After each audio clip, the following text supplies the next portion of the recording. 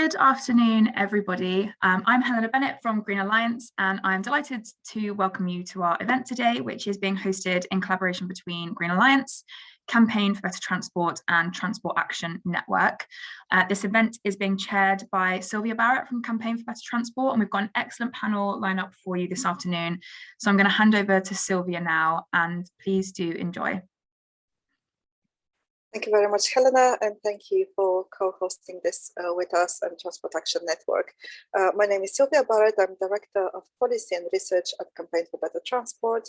We're the national charity championing greener, fairer modes of transport, and we cover everything from walking and cycling to public transport and shared mobility and electric vehicles. Delighted to have you all with us today. In this event, we're talking about roads in the context of the climate emergency. We know that road building and new road capacity contributes to greenhouse gas emissions, both in the process of building new roads and expanded road capacity, which is shown to generate more traffic going forward. So it's something that all of our organizations are concerned about, and something that we're looking for government to make a change on. So transport is a devolved matter, and policy does differ between the nations of the United Kingdom.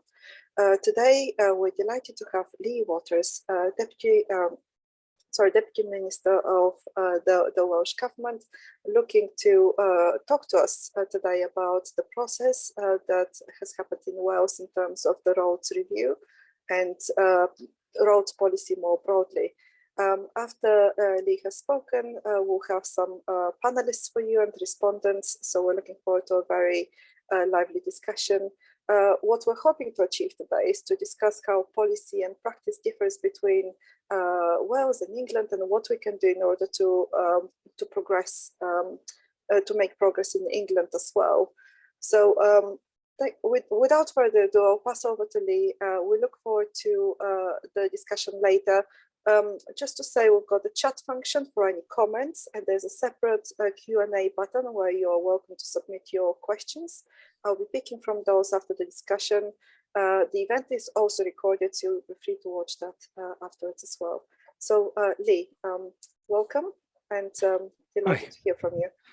Thanks very much. And just to start by saying, I don't want to give a speech. I just want to talk about some of the things we're doing and then have a conversation, if that's okay. And I'm just very pleased to be part of this. I've been following the work of the Campaign for Better Transport and the Green Alliance for a number of years, and think you've done exceptional work in this arena for a long time. And this is a long haul agenda. It's a profound cultural challenge, and this stuff isn't easy. And I think we have made some progress in Wales over the last 3 years, which I think gives some hope that change is possible.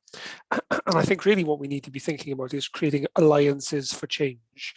I think it's rare you really get sudden surges forward, and I think we can show that there are pockets of different thinking emerging. I think some of the things we're doing in Wales is interesting. There's some encouraging signs in Scotland. There's a lot of interest from Sweden, for example, some things happening in Austria. So I think we can have a sort of a progressive axis developing, which can support and encourage each other. On the question of England, I think that's an open question, of whether or not England is a progressive country. Let's hope it is, but I don't think we should expect much leadership from the government in England anytime soon. So I think, can we use the work in Scotland and in Wales and elsewhere to try and show that there are alternatives which are progressive and also follow the science? I think that's one of the key messages we should be giving, is that we've spent the last 2 years in the UK making the argument you should follow the science. And we've done things that we would have hitherto thought unthinkable at pace by doing that. And I think we need to keep up that argument. If it's good enough for COVID policy, why isn't it good enough for transport policy? And I think we should hold those arguments at the front of our mind and challenge people to justify why that's not the case. So 3 years ago, we had a new First Minister in Wales, Mark Drakeford, who took a decision not to go ahead with a new M4 across the Gwent levels around Newport in South Wales. And that, I think, was the beginning of the change in the Welsh approach. It had been a manifesto commitment of ours, but the cost has significantly shifted from about 700 million when the commitment had been made by the previous First Minister to around 2 billion. And in the two reasons that Mark Drakeford gave in turning down the recommendations of the inspector and the public inquiry, one was affordability, but the second was around biodiversity. I think crucially that this was an argument used. We don't only face a climate emergency, but we face a nature emergency too. And I thought it was very striking. He used that as one of the main reasons for not going ahead with the recommendations of the inspector. Then last year we had an election, and Mark Drakeford's government was re-elected, and he created a new climate change portfolio. Two ministers, myself as deputy and Julie James as a minister, and that brought together the main departments that were responsible for the largest emissions generating areas within our devolved responsibilities. So UK Climate Change Committee reckons that about 60% of the changes we need to make are in the hands of the UK government, but 40% are in the hands of the Welsh government. So we brought together transport along with planning, energy, regeneration, environment, digital, housing, all into one portfolio, and it's huge and it's a bit exhausting. But the reason for doing it is to create the synergy. So we set about looking at our climate change targets and how we then meet them, and we've broken that down into 5-year periods, 5-year carbon budgets, and we published last autumn, the time of COP, our net zero Wales plan. So how are we going to achieve the next 5 years of carbon targets? And one thing that became very clear, that in order to achieve net zero by 2050, we have to achieve a progressively more testing set of targets over every 5-year period. And in the next 10 years, we have to cut emissions more than we've managed over the course of the whole of the last 30 years. And I think that brings into sharp relief the scale and the pace of the challenge that we face.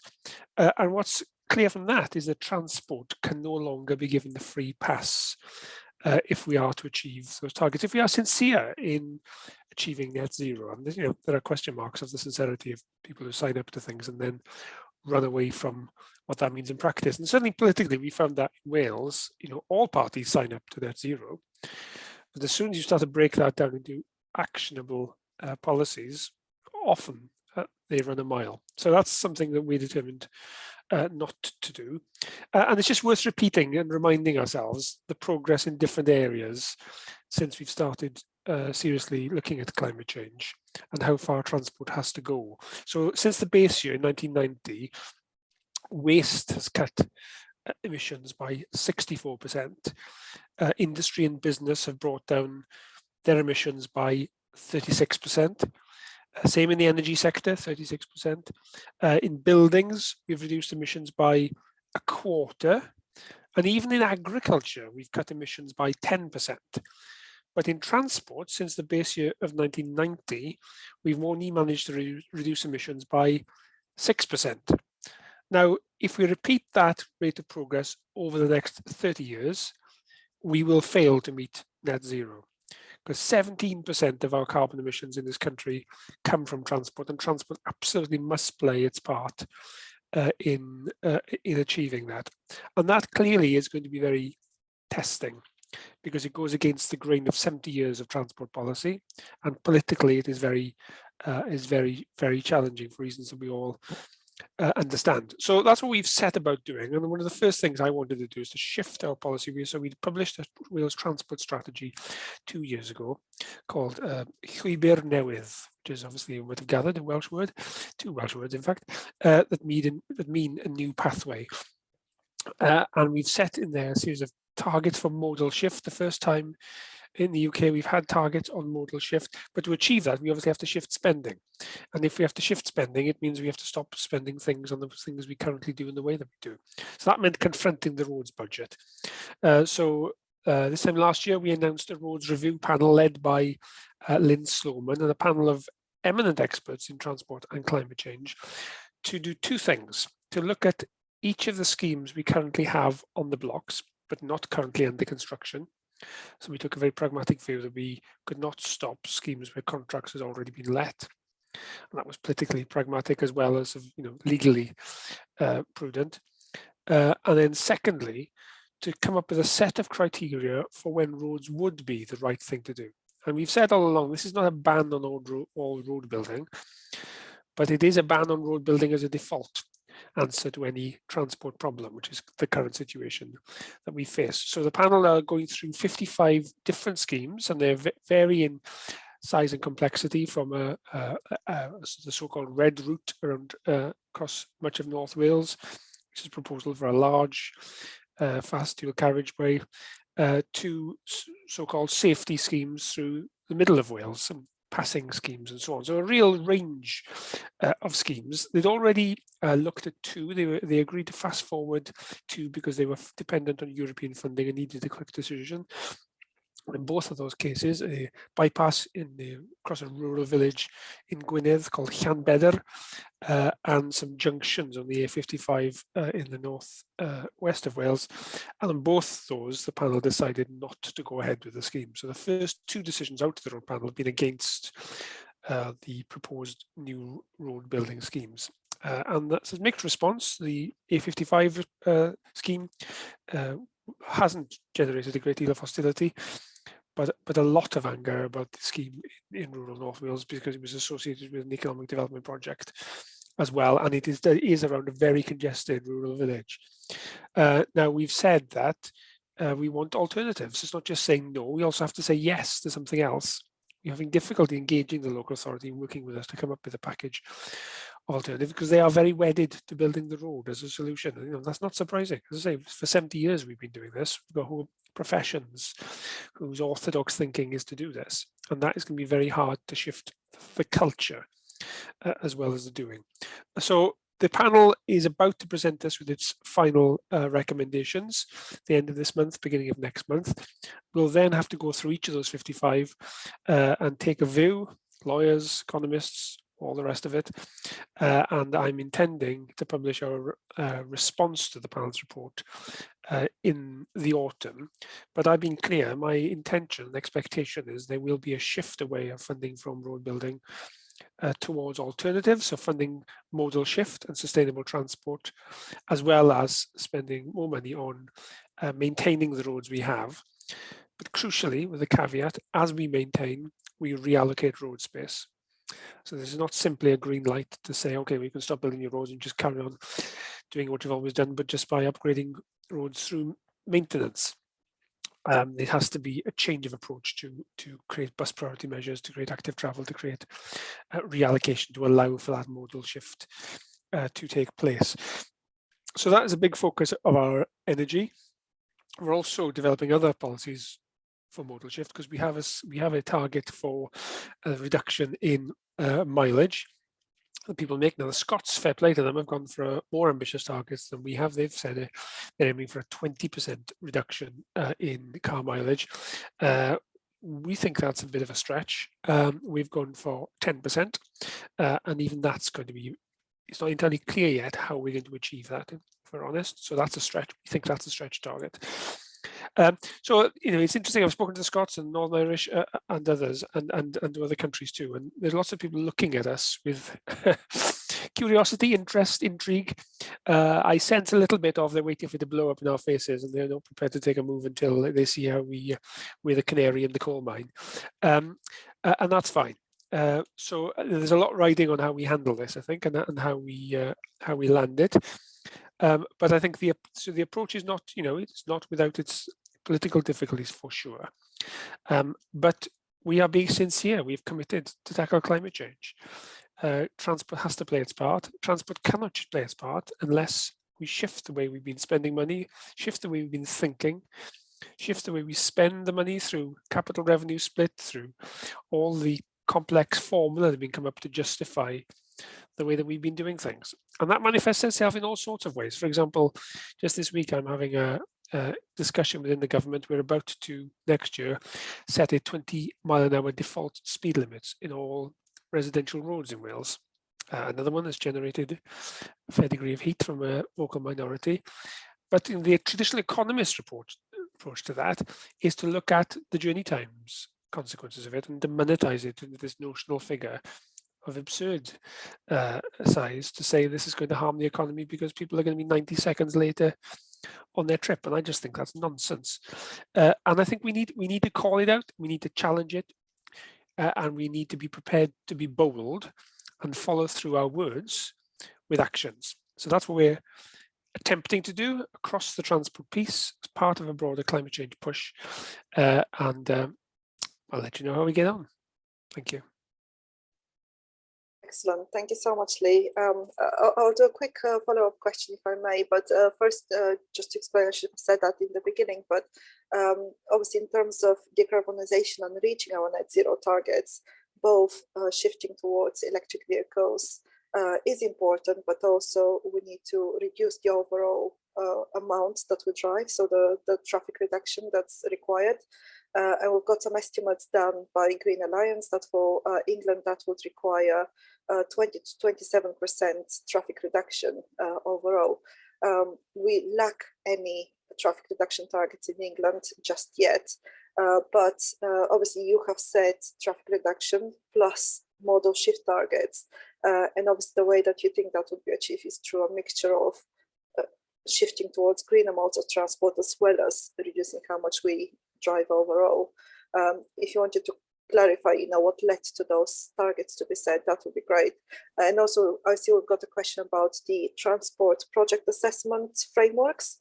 I know that David will be talking about this in the English context, but is this change that you have done in the actual transport modelling in Wales, or is it mostly policy driven at the moment? So we're doing both. Thank you for raising the issue of electric cars. It's interesting. I've had a recent correspondence with a Conservative MP who I'd met at COP, who wrote to me, he's a North Wales MP, about the road schemes in his constituency being reviewed and making the case for going ahead with them. And I just reminded him about our conversation at COP in which we all signed up to net zero. And his response was typical, really, that we need to be pragmatic, that transport was important for the economy, that we needed electric cars would address decarbonisation, and we needed new roads to accommodate electric cars. So quite clearly that the conventional thinking in the UK government in England is simply to carry on as we are with transport policy and have a sort of a cognitive dissonance approach. And I know the UK Climate Change Committee are clear that electric cars are necessary but not sufficient. As well as decarbonising the car fleet, we also have to reduce mileage and reduce carbon impact, and therefore modal shift. That, and I think that is important. We remind people of that. That is the UK government's independent committee on climate change that's been set up to advise on how the climate change targets are achieved. And they are very clear that electric cars are not the answer to net zero. They have a part to play, of course they do. But as well as this, the carbon impact not being sufficient, there are obviously all sorts of other negative consequences of a car-based society. And electric cars will do nothing to alleviate any of those. On the assessment tool point, we have reviewed already the well tag approach. We have in Wales something called the Future Generations Act, and the Independent Commissioner for Future Generations, whose job it is to speak up for the people who haven't yet been born. And they've been challenging for a while on the well tag, which is our version of web tag and stag. And we have reviewed it once and we're reviewing it again. But I think my view is that we can spend an awful lot of time on these formula. And in a sense, what the formula does is to justify a particular prejudice, particular approach, a particular mindset. And actually what we need to, we can spend an awful lot of displacement activity trying to unpick with maths and economics the various formula. But actually what we need to do is just challenge the mindset. And I think that is harder. But that's, we can spend an awful lot of time fiddling around with formula. And what we found is, because we had change rel tag, but when it comes to implementing it, the people who sit around the table can fiddle any formula. If their starting point is they want to build a road, it doesn't matter what the formula says, they're going to build a road. So I'm not, as time has gone on, I'm less and less interested really in fiddling around with the formulas. I think we've got to hit this right in his heart and say this is not what we need to keep on doing. This has failed us. It is not going to meet our net zero targets, and we need a shift. And hopefully the work done by this very eminent panel will provide not just practical results in Wales, but an evidence base and an approach which can help inform the debate elsewhere. Excellent, thank you so much. Now, can I introduce our next panelist, please? It's David Milner, Deputy Director at Create Streets. Thanks, Sylvia. Hi, everyone. Hopefully you can hear me. So I think I've got 5 minutes. I'm going to share a few slides because I think talking about transport modelling without some very simple sort of graphs and stats can get a bit dull, but it's incredibly important.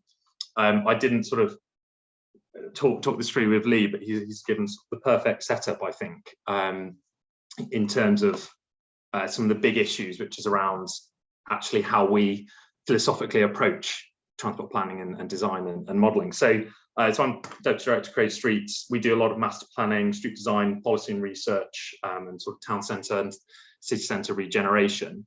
And one of the sort of main issues, I would say, when we're trying to create places aligned with what's popular and also with what the research tells you leads to good outcomes such as health, happiness, well-being, the environment, was transport modelling and the way that we plan transport. So I dug into this not too long ago in a paper, Computer Says Roads, and I thought I'd just sort of talk actually in a bit of depth about some of the blockers, and then I think some of the solutions that I think we might actually have to how we can change this. So the road to nowhere, it is obviously about the environment, but it's also so much more than that. There's huge issues with isolation, obesity, and also prosperity. And I think there's a huge case to be made for the economic case for changing our approach to infrastructure, and how we can get much more payback if we go about it in a different way. So just a few interesting little graphs. This is an Appleyard, probably lots of people have seen this before, looking at social interactions on 3 streets. You've got the heavily trafficked street on the left with very few friendships, through to the light traffic, the slower, the tighter streets where you have much more neighbourliness, less isolation. This is also brought out in the how traffic stops friendship. This is a footfall piece of data analysis. This is collected by GPS. You can see the very dark blue is the busy roads, what you might call the sort of simple distributor model, and then on the if you can see my cursor here, going down the sort of lighter yellow, much higher footfall. This is a pedestrian street. This is in Steep Hill in Lincoln, and you can see how you're much more likely to have interaction, social interaction, and also that's where all the shops go. So it can show you how it can improve their prosperity. And going on as to sort of why are we actually here? Why are we saying roads are not always the right answer? And as I sort of was hinted at, they're this sledgehammer of a solution at the moment. The results of a lot of the suburbanization has led to some of the wide roads, but also the wide roads are leading to some of this type of land use planning where you get sort of housing estates that are hung off big roundabouts and very simple wide roads, and you can see lots of the negative acts. I'm not going to kind of read them all out, but health, happiness, divorce rates, and accidents that are led to by this. And also air pollution. I think the sort of point, I won't dwell on electric cars, but one of the real negatives is particulate matter from tyres and brake pads, and especially in an urban environment, it's leading to almost half the level of deaths as smoking. I think we need to treat this as such and treat it as a public health. So this was just very quick intro, I guess, to say it's not just the environment. There's so many other beneficiaries of this, and it needs a real sort of holistic approach. So Computer Says Roads, getting into some of the modelling and some of the numbers as to why we want to make this change. This is a a road in Birmingham, we'd like to call it a street, but it's not. And it's very much a sort of, this road needs to be like this, because that's what the model's told us. And that's the sort of, I guess that's the message I would hear quite a lot. You hear it from a range of different people in the community and council and elected officials, of very much seeing this as a black box, which is fact or fiction. And I think we need to have a huge and quite radical attitude shift away from treating models as fact and treating them as supporting information. You know, it's taking up a huge amount of cost and budget. That could be seen as a positive, that we do have the resource here. We just need to look at how to spend this better. 27% of emissions on the domestic transport sector, and we've looked at isolation and the fact that actually a lot of the time when you build these roads, it doesn't work. You get the induced demand, and after a couple of years, they're full up anyway. So, we're spending a huge amount of money on something that's not actually giving us the outcome. I quite like this diagram. You've got Siena on the left and an interchange on the right. This is the same scale. You know, one's home to 30,000 people in a thriving economy. The one on the right is not. Getting into time costs and time savings and the focus on this, that's what leads to decisions such as this, the Black Cat roundabout, £1.4 billion, and a third of the entire hospital building budget. And that's essentially based on some time saving calculations in the appraisal. So what are we doing at the moment? We're compounding lots of assumptions. So describing the existing car travel, looking at forecast population changes. We're then forecasting on top of that future car travel and expected growth of that. We then forecast increasingly deteriorating network conditions. And from that, we have a load of proposals, and then we provide the infrastructure, the so-called predict and provide approach. The problem with this is we're very bad at forecasting. We can see the sort of the traffic, the black line shows us the actual car traffic growth, and then all the projections that are sort of going on and going off in a nice kind of linear regression way upwards. And the problem being, if we keep predicting based on all these growths, eventually you will get what you predict for, and you will provide this, you will encourage more people to drive, and we're not going to get this modal shift. Instead, and probably going to what Lee was saying, we need a quite, punch to the heart of this, totally flip the model. We need to be really starting with why. Why are we doing this? What are we trying to achieve? Work with a community, designers, local authorities to actually create a vision. We should be working very much ground up, looking at what does each individual street want to look like? What do we want this place to be? Then develop proposals. And only once you've got proposals and once you've got a vision of what this place should be, do you then hand it over to the modelers, hand it over to some of the planners and say, right, now give me 10, 15, 20 options for how to do this. So I think for me, it's really shifting the modeling from the what to the how. And also, don't be afraid to not model.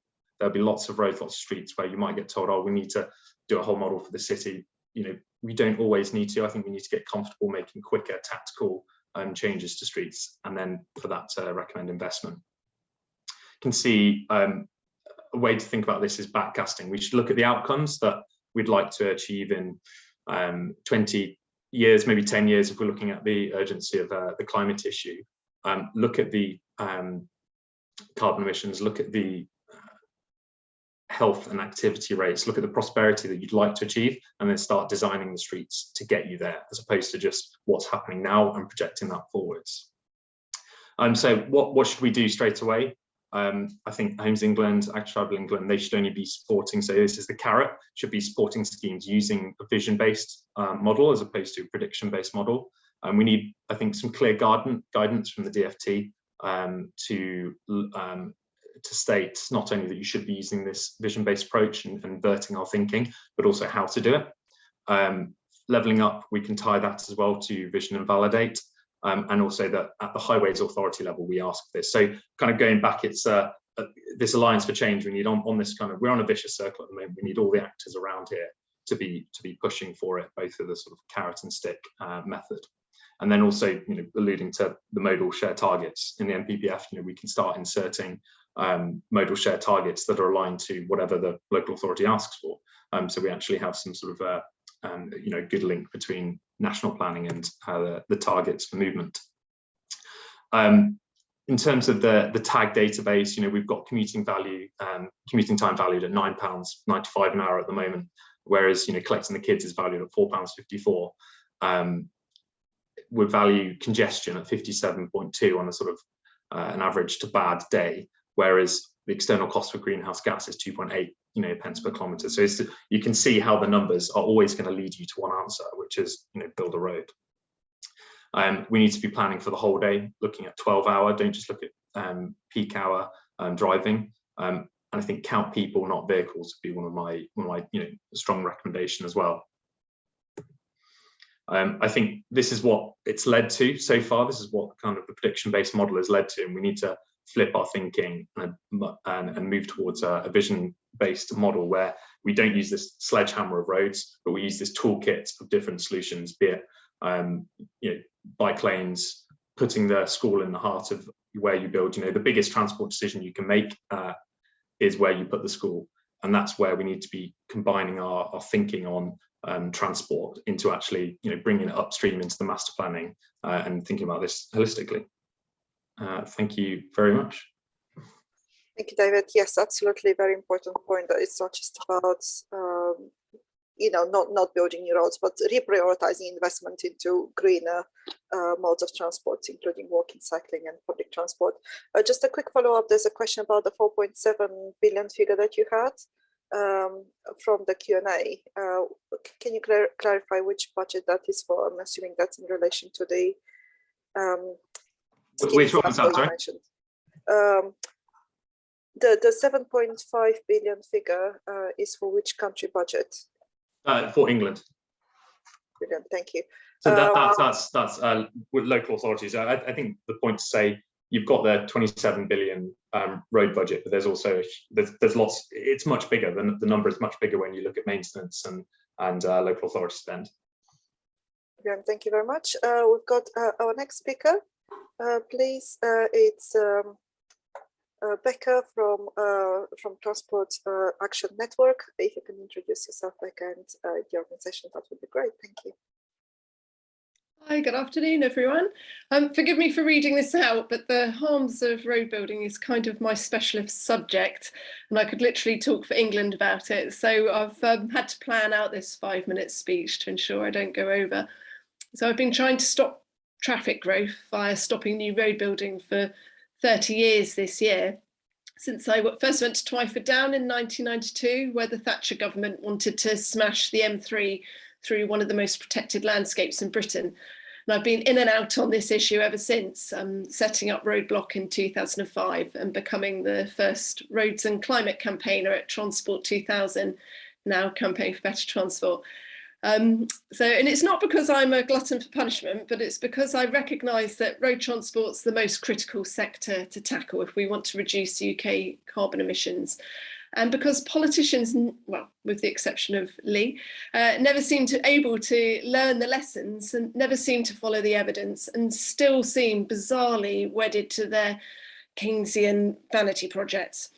So I'm now very proud to be working as the Roads and Climate Campaigner at Transport Action Network, or TAN, which was set up by Chris Todd in 2019 to support grassroots activism on road transport. So I've been asked to speak about the damaging impacts of the English Roads Programme and what challenges people face when they campaign against more road building. So I'll talk about the impacts briefly first. So TAN has been mostly focused on big national roads in the Strategic Roads Network, which are in a 5-year programme called the Road Investment Strategy 2, or RIS2 for short, and that runs from 2020 to 2025.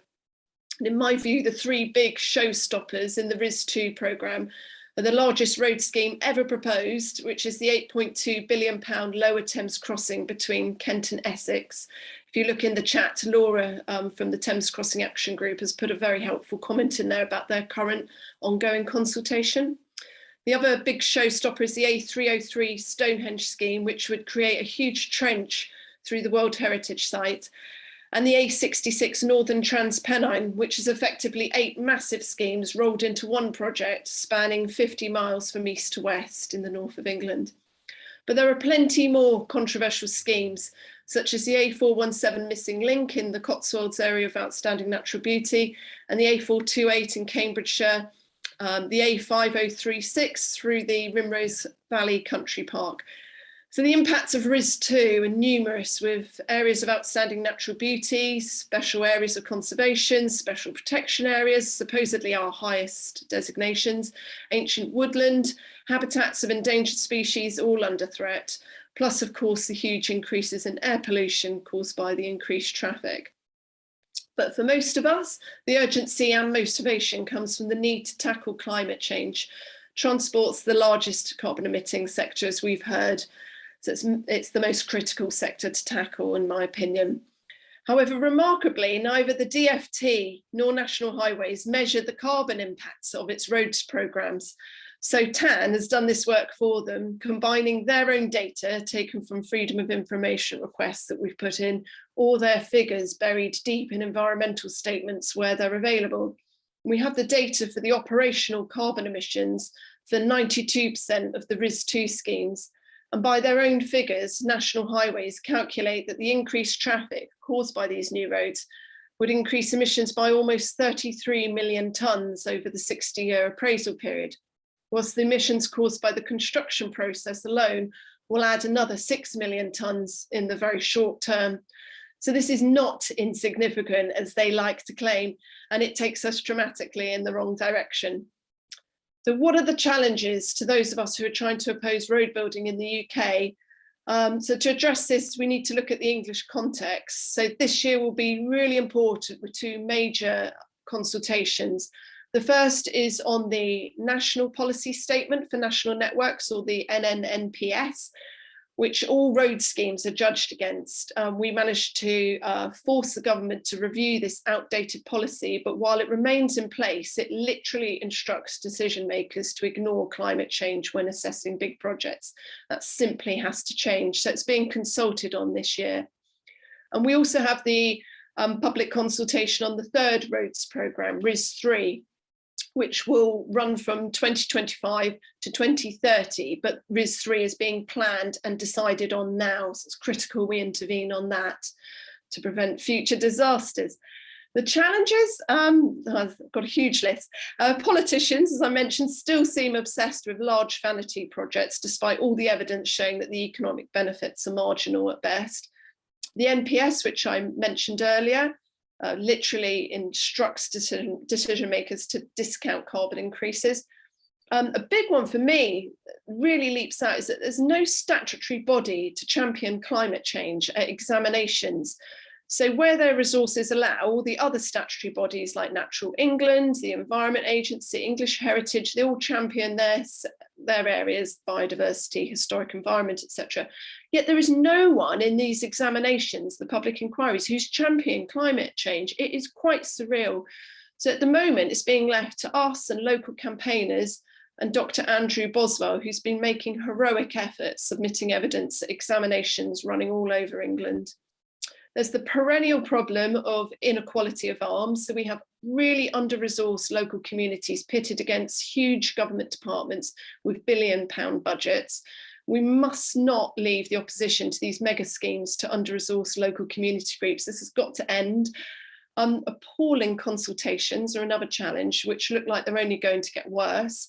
The A66 scheme, which I mentioned earlier, has been chosen as a pathfinder project for Project Speed, a Treasury project to speed up the planning process, which, as far as we can see, has just meant that National Highways Agency have been holding appalling consultations and mismanaging them and not publicising them.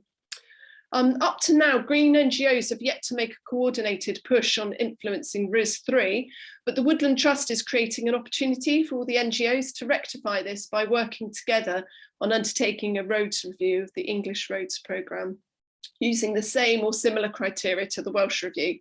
And there'll be a question from the Woodland Trust in the Q&A about the potential for future collaboration on this. Another challenge is that the environmental law is always very weak and wishy-washy. It's all Secretary of State must have regard to this, and it's all discretionary powers. So as we've discovered through our legal challenges, it can be really difficult to bring them.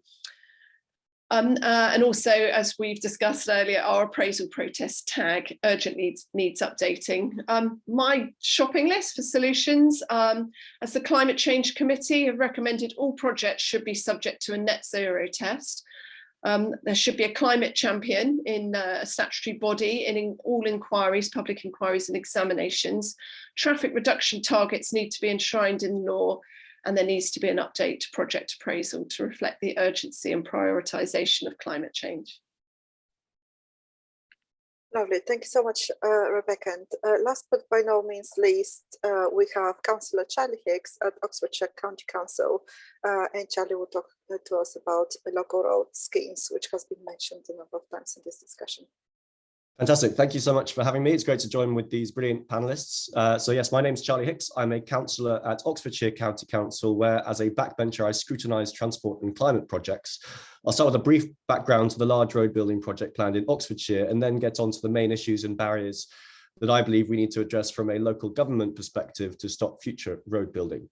So over the last 6 months, I've been scrutinising the Didcot Relief Road HIF scheme, Housing Infrastructure Fund scheme, a 9-mile set of roads, including 2 bridges, currently budgeted at around £300 million, over 200 million of which is funded from central government. It's one of the largest HIF schemes in the country to support 10,000 homes and new jobs.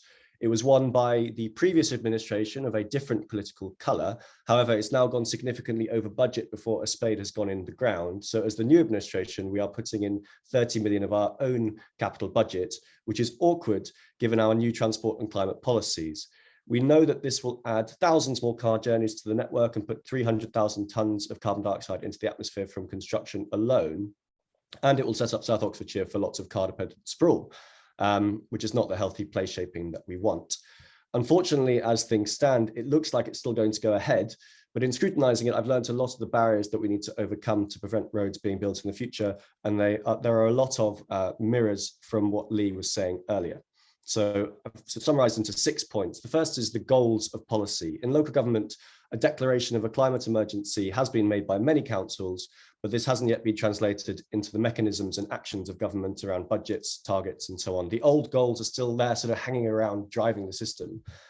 Secondly, I'd say the local national government relationship. There's a lot of pressure from national government to deliver on their priorities, and councils are ultimately scared to take on central government, and councils are driven by funding and not wanting to lose money from central government. I'd also say on governance, point 3 is that the local 2-tier government structure that we have in Oxfordshire is a difficult one for us to face, where you have planning and transport in different local authorities. These need to come together. Point 4, to David's points on modelling assumptions. This modelling has assumed cars as a core input. The computer says road.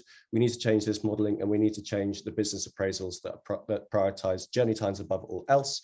Point 5, evidence-based policy. There is a real lack of evidence in transport policy making, specifically around induced demand, traffic evaporation and modal shift, and the councils don't have the right tools or data to deal with that.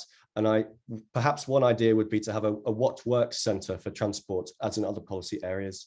And then finally, perhaps most importantly, as has been touched upon, is the mindset of what is possible. In local government, the Overton window is still very much that new housing means new cars, especially true for highly rural areas. Car-free housing, light rail, proper active travel, heavy rail, these things aren't considered as in the Overton window. So it's not a hugely cheery picture, but I'd say the areas that we need to look at are translating goals to action, governance, finance, modelling and appraisals, evidence, and mindset. And it is inspiring to hear from Lee in particular that these things are possible, and Wales shows us how we can do it. So I think that's my time. Thank you very much.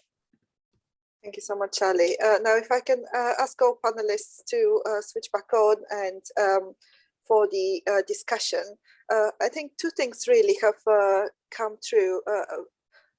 I'm grateful for all speakers for outlining very clearly what the barriers and the challenges are in England, specifically about overcoming that bias towards road building and car use. What we have lots of campaigners and NGOs on this call. We've had a question as well in the chat. What can campaigners specifically do, and NGOs of which we are part, in order to progress policy in central government and also the regions and local authorities.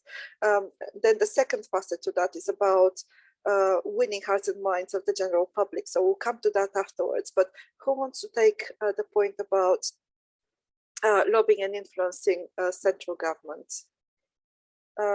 Rebecca? Well, I don't know if everyone saw Chris Baines's question in the chat about the potential for collaboration between NGOs, which I was really excited to hear about. I'm very grateful to the Woodland Trust for kicking off on this.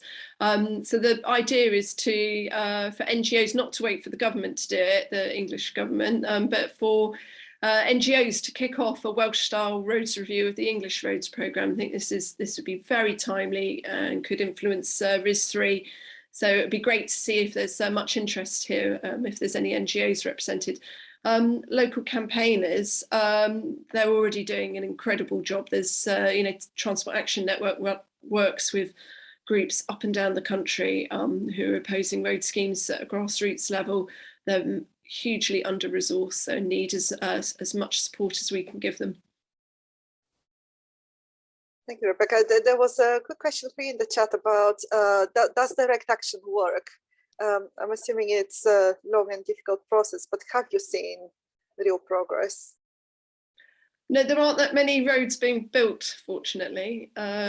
So we haven't really got to the direct action stage. I'm always, I prefer to stop things before it gets to that stage. By the time it gets to direct action, you've already lost. So let's try and stop them way before it gets to that stage. I think Charlie's suggestion of a what work centre for transport is really interesting. I guess one of the things about this, though, it's not just about evidence, is it? And that's, I guess, there are limits to what campaigners can do. I always used to say to people, being right is not enough. I think that's one of the challenges, because what's happened in Wales essentially is, and this is a long-term movement. So the fact now we have a First Minister, a Climate Change Minister, and a Deputy Climate Change Minister in positions of political power. Now, there's a degree of randomness to that, I guess, and not immediate replicability. But I hope that we are able to seize on the moment to try and make some systemic change, which can then hold. I think that's the challenge for us. Is was it Eisenhower who talked about the military-industrial complex in America, with the defense industry capturing the commanding heights? Well, we have a similar access through the road building lobby. Really, they are deeply embedded, and like all powerful hegemonies, have managed to make their thinking common sense, and shifting that is extremely difficult and intractable. I think the big stick we have, I guess, all of us, is the climate change target. Now, clearly, Boris Johnson is showing he's resiling from that in a range of fronts, but nonetheless, the mainstream body politic have accepted that we need to hit net zero, and I think the Scottish government similarly, and again there's coalitions involved here to get them to this position, have adopted a very progressive policy position, as has the Welsh government. There are other governments too adopting it to a degree, and I think we just have to keep holding politicians, of which I am one, to our words. If we say we are going to commit to these targets, how are you going to do it? And how can you do it when the UK government's own climate change committee is saying you cannot rely on electric cars alone? And that's not you saying that. That's not the tree huggers saying that, or the custard pie throwers. That's the UK climate change committee saying that. So if you sign up to this, you have to show that your approach is robust, and it's not. So I think that is, I think, one of the most powerful current levers we have. It's amazing how quickly an hour goes. But on the question about public acceptance and the need for all of us to travel more sustainably. Obviously, all of us as NGOs on the panel are doing our best to campaign for the need for greener transport. Does anyone have any specific advice about ways to communicate that need for greener transport to the general public. Lee, obviously you've had to bring the public along with you. What advice do you have? Well, it remains to be seen if I've brought the public along with me. We're bringing policy along with me. I guess, my mantra is across the climate change portfolio is we need to make the right thing to do the easiest thing to do. The reason people in the Copenhagen cycle is not because they're any more virtuous than we are. It's just because it's easy. And we've got to do the same for public transport and sustainable transport more generally. And that I think is the key, is, people feel that this lobby is about penalising them, making life more difficult, imposing your worldview on them. And if that is the narrative that's allowed to stand, then this agenda will fail. This has got to be about making people's lives easier and better. And the good news is we absolutely can do that.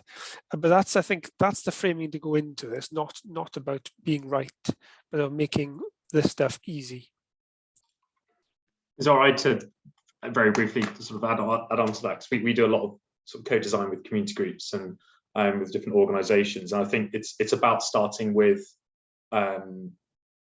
actually bringing communities along and creating that vision. And what I mean by that is often just a before and after image, so you can take these, some of the most powerful things and powerful tools are probably seeing Delft before and after when rode into a canal and at all scales. And I'd encourage people to do that in their own street, to do that in their own sort of busy road and high street, and start creating images. And probably it's up to campaigners to start giving them the tools and access to do it very cheaply. But yeah, just to echo, talking about air quality is often much more effective because it's much more localized than carbon emission. Talking about prosperity and wealth, I think, is an argument that we should make a lot more, and it's a good one, and it's proven that more complex, slower streets, and by more complex, having more turnings, entrances, places to cross, you create more, the value of the land adjacent to that street is more than a very simple distributor. So almost getting into the arguments beyond the environment as well can be very, very effective at local level.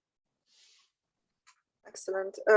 Unfortunately, we do have to move to closing statements at the moment. I just want to take the one more question about with the price of fuel going up.